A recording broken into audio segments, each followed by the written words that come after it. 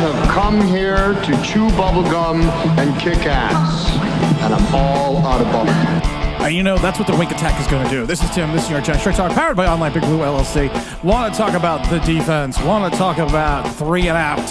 That's going to be the new name for the New York Giants defense, hopefully, because with the acquisition of Isaiah Simmons, it gives the Wink more options. I'm excited about the move because, like I said, it is a move that it's a no-brainer. It's a 7th-round pick. His contract expires this year because the Cardinals did not pick up the 5th-year option. So that's a little bit of a hesitation. But for a 7th-round pick, that doesn't really matter at all.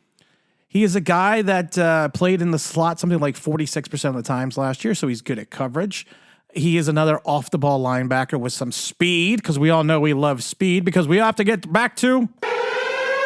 Warning, warning, it's the Wink Attack. Warning, warning, it's the Wink Attack. We have to get that off-the-ball linebacker that can do a little bit of coverage, can go after the ball carrier, who can go after the quarterback, and we may have that in Isaiah Simmons. If you look at the Giants roster now, it's interesting because you got to figure out who's going to stay. Who's going to make the 53-man? And I've said this before, if you are a Giant and you occupy one of the spots between 49 and 53 on the active roster, don't unpack your bags. Don't. I've said this every year because of the fact that the Giants are going to be scanning the waiver wire, trying to find replacements, trying to find some upgrades.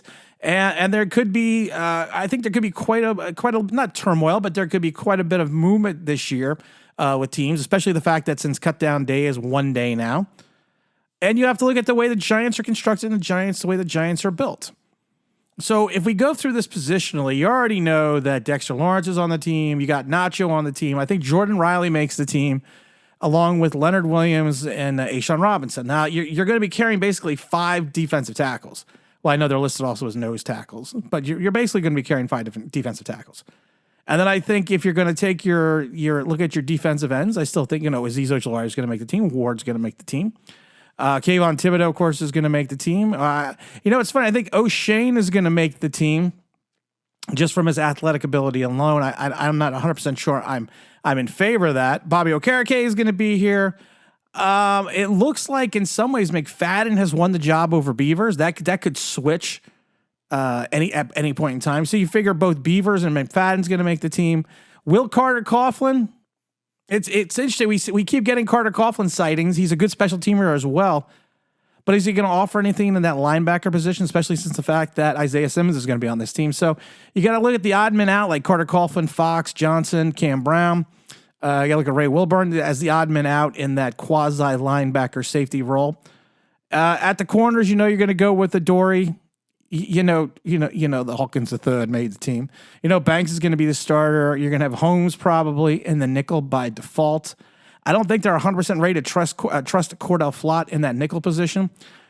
And I think in a lot of ways, that's why they kind of toyed with putting Adoree' Jackson into the nickel and then having Hawkins and Banks as your outside guys. But I can't see them doing that against Dallas. I mean, if and I've said this before, CeeDee Lamb plays a lot slot. So if you want to just take if you just want to take Jackson and have him mirror CeeDee Lamb, that's fine. I think that's what you end up doing. So if he goes to the slot, he goes to the slot. But I think, it's Darnay Holmes has got that $2 million, almost $3 million cap number.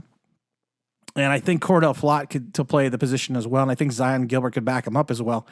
So, I think at one point in time you have to wonder if Darnay Holmes is going to be kind of on the outside looking in. What is his cap number right now? What is Darnay Holmes' cap number? I had the cap number right here a second. It's $2.9 million, and that's for a backup corner who doesn't do much else. So it's going to be interesting. So they may go with the Flott and let Holmes go. I like Zion Gilbert. I always have. So we have to just keep an eye on that. There's going to be a lot of guys that are going to be playing for spots on Saturday. Safeties, of course, you got Jason Pinnock, who definitely has made the team. Dayton Belton's made the team. I think you're going to go Xavier McKinney. And it really compares where you're going to list Isaiah Simmons, because Isaiah Simmons can list into safety. He could list into the linebacker position. But I think Nick McLeod probably makes this team as well, because he has the versatility to play multiple roles on defense, and the fact that he's actually stellar on special teams. I like Owens, but I think he's heading to the practice squad. I think old Bobby from Washington is going to get cut. Same with Alex Cook.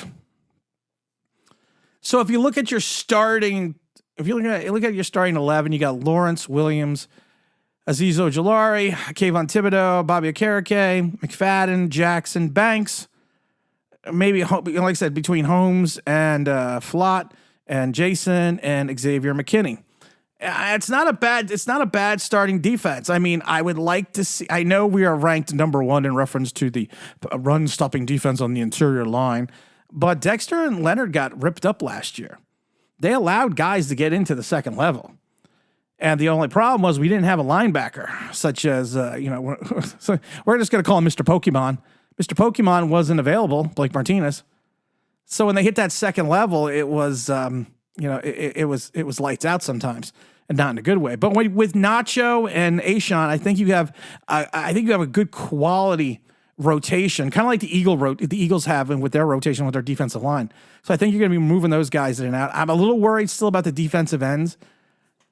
Ojulari and Kayvon Thibodeau, do they play the run as well as they should? Probably not. They don't hold their containment at times. They don't hold their edge.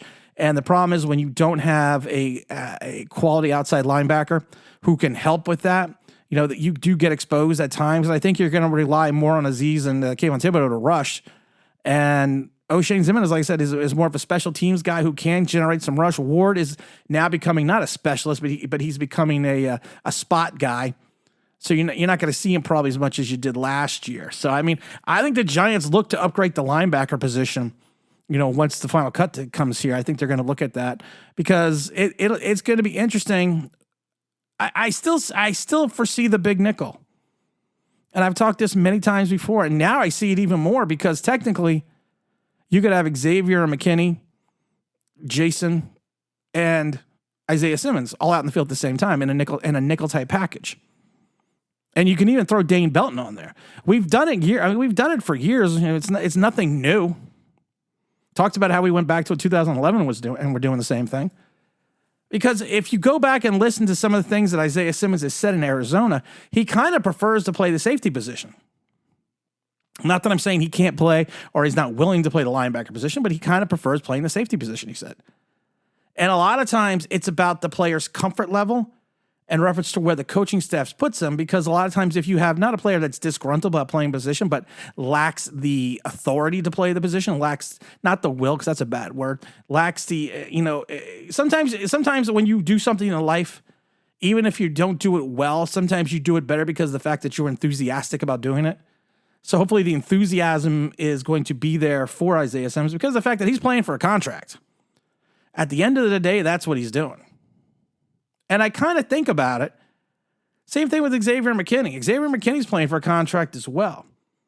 So you have the 8th overall pick in Isaiah Simmons and Xavier McKinney, who are kind of similar players. So you hope that Isaiah fills more into a linebacker role. And I mentioned this on Twitter yesterday. Could this spell the end? If Isaiah Simmons plays well, could this spell the end of it for Xavier McKinney and the Giants? Because you have a built-in replacement, and you still have McLeod, and you still have Belton. And like I said, I like Owens a lot. Is Owens going to be a stalwart right now? No, but I think he can contribute and maybe get more and more reps later into the season. But in some ways, you could have a potential replacement immediately for Xavier McKinney. And Joe Schoen has already said, the coffers are empty. We don't have any money right now to pay Xavier, so we have to kind of wait and see how it goes. And you spend a 7th-round draft choice on a guy who could potentially, be the steal of all steals. Now, I have some people that are sitting there telling me he's Tay Crowder. He's not Tay Crowder. Tay Crowder was and I mentioned this before, and we've talked about this a million times before. Tay Crowder was a stat piler. He was a guy that jumped on this. He was a pile-on stat. And I have mentioned this a million times before that if you want to look at the quality of a linebacker, especially an inside linebacker, or even an outside linebacker, they should have more solo tackles than assists. It should almost be like 3-1.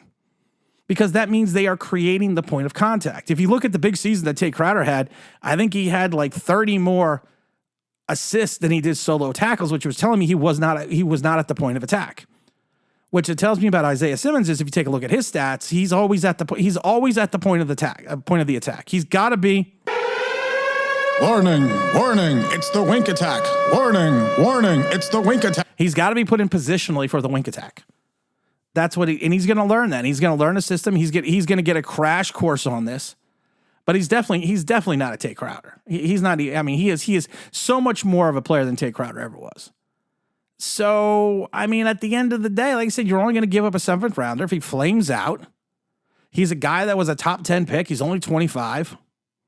It's a win-win no matter what. If you get a little bit out of him this year, then that's great. If you get nothing out of him this year, you know what? That's great too. If he becomes a star, then you got a guy you're going to try to bring back. That's why I wonder about Xavier McKinney right now. Is this Shane? A lot of times is playing long ball. I've said this before. We got a lot of people on Twitter that are playing checkers, and Shane is playing chess. He's looking down the road. He's not just looking one game ahead. He's doing what a smart general manager does, and he's looking down the entire road. And I'm hoping that's where we kind of end up. We're gonna have a big video for Saturday's game. Saturday, it's a 6:00 game too. That's crazy. So make sure you check that out tomorrow. And again, this is Tim. This is New York Giants Straight Talk. Don't forget to like, don't forget to subscribe. Don't forget to ring that bell because you want to know why. That'd be awesome.